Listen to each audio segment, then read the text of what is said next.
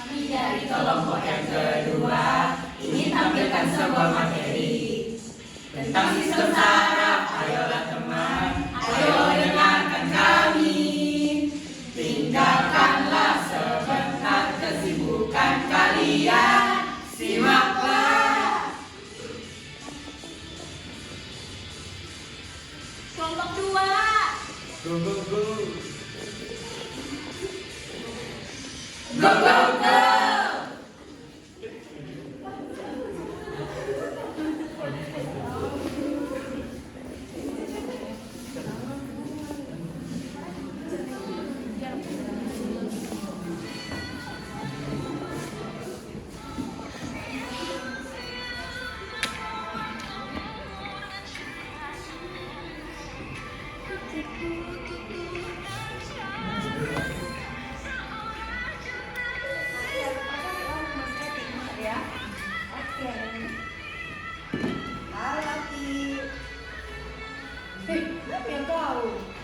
Matamu, slow aja lah cuy.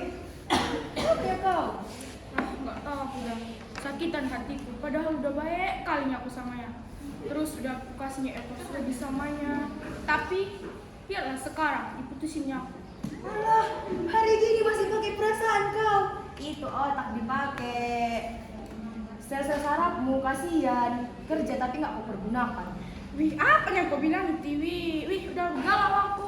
Kau tambah lagi beban pikiranku. Ada bagian sistem saraf. Wih, Otak ini jangan pakai cinta-cintaan aja. Ada itu kerjanya. Mau aku kasih lihat? mana lah. Guys.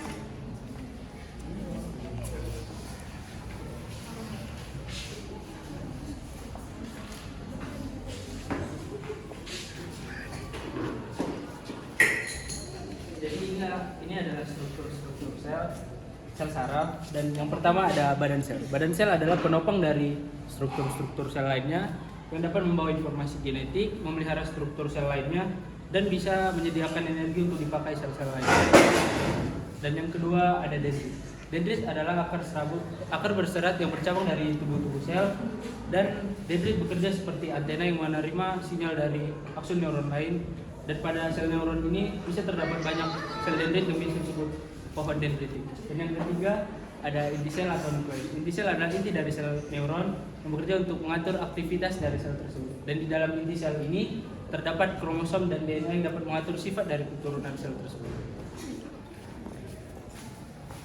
Nah, selanjutnya ada akson atau neurin.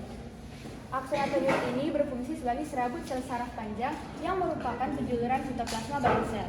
Fungsinya adalah untuk meneruskan impuls dari badan sel saraf ke sel saraf lainnya. Baik, sekarang kita masuk ke selubung mielin. Selubung mielin merupakan sel yang membungkus akson. Nah, selubung mielin ini berfungsi melindungi akson dan sel saraf dari kerusakan, mencegah kebocoran, dan memberikan nutrisi. Nah, yang kedua adalah sel swan. Sel swan adalah sel yang mengelilingi selubung mielin. Ditemukan oleh ilmuwan bernama Theodore Swan. Memiliki fungsi menghasilkan lemak yang kemudian membungkus akson menjadi beberapa lapis sampai terbentuk selubung mielin. Nah, sel swan ini berperan dalam membantu regenerasi akson, memberikan nutrisi dan memberikan nutrisi pada akson. Kemudian ada nodus Ranvier. Nah, nodus Ranvier ini merupakan sel yang tidak dilindungi oleh selubung mielin. Nodus Ranvier ditemukan oleh ilmuwan bernama Antoine Ranvier. Nodus Ranvier memiliki fungsi mempercepat impuls saraf. Dan yang terakhir adalah sinaptik. Nah, sinaptik ini adalah tempat pertemuan neuron yang satu dengan neuron yang lain. Di sinaptik ini, dia berperan mengaitkan neuron sehingga menyebabkan dan memungkinkan terjadinya pertukaran informasi dalam bentuk zat kimia yang disebut dengan neurotransmitter.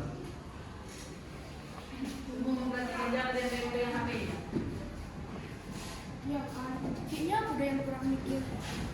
Tapi nggak tahu kau dapat Tiwi. Kalau asal kuliah dia kayak refleks gitu, aku tiba-tiba tersenyum kayak yang senang aku rasa kalau dia. Alah, refleks yang kau bilang itu pun digunakan dikendalikan sama otakmu ya itu pun ada juga cara kerjanya. Gak tau lah kau kan?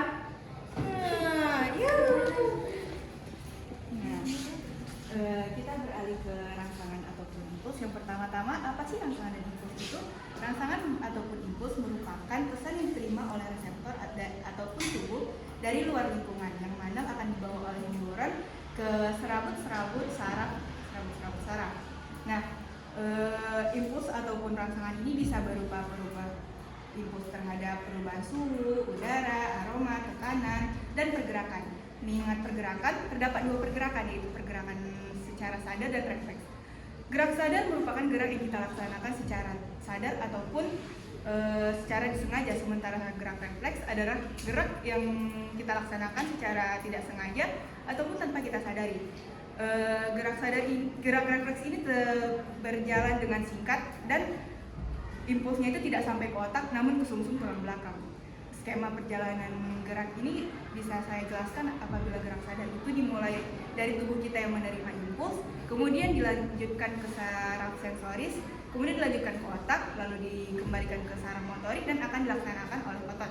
Sementara gerak refleks itu impuls diterima oleh tubuh kita, terus dilanjutkan ke saraf sensoris dan diterima oleh sumsum tulang belakang, lalu diterima oleh saraf motorik dan dilaksanakan oleh otot. Selain itu semua, mekanisme impuls atau rangsang ini juga bisa dilaksanakan ketika ada listrik yang merambat di saraf kalian. Penghantaran ini terjadi ketika kita melibatkan ion A+, juga ion Na+. Mekanismenya terdiri dari tiga tahap, yaitu tahap polarisasi, depolarisasi, dan repolarisasi. Secara singkat, ketika neuron tidak menghantarkan impuls, kita berada dalam tahap polarisasi atau istirahat. Dan ketika neuron akan memberikan rangsangan, kita akan memasuki tahap depolarisasi. Dan untuk kembali ke tahap istirahat sebelumnya, kita harus memasuki tahap repolarisasi ketika saluran Na tidak lagi aktif dan ion K akan keluar karena salurannya telah terbuka. Gimana? Mengerti yang kau? Oh, gitu sekarang ya. Sekarang memang harus seimbang lah semua berarti. Gitulah. Udah ngapain lagi kau dengar kalau belum galau itu udah lagi sama aku deh. Ini lagi nih. Ayo, tunggu lagi coba.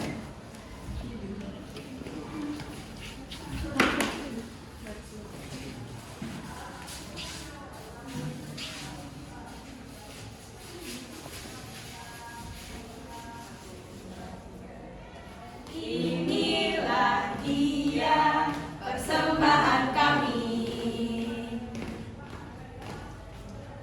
Terima kasih dan jumpa lagi.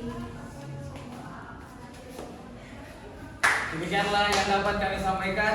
Kurang bijak yang kami mohon maaf. Wassalamualaikum warahmatullahi wabarakatuh dan selamat siang.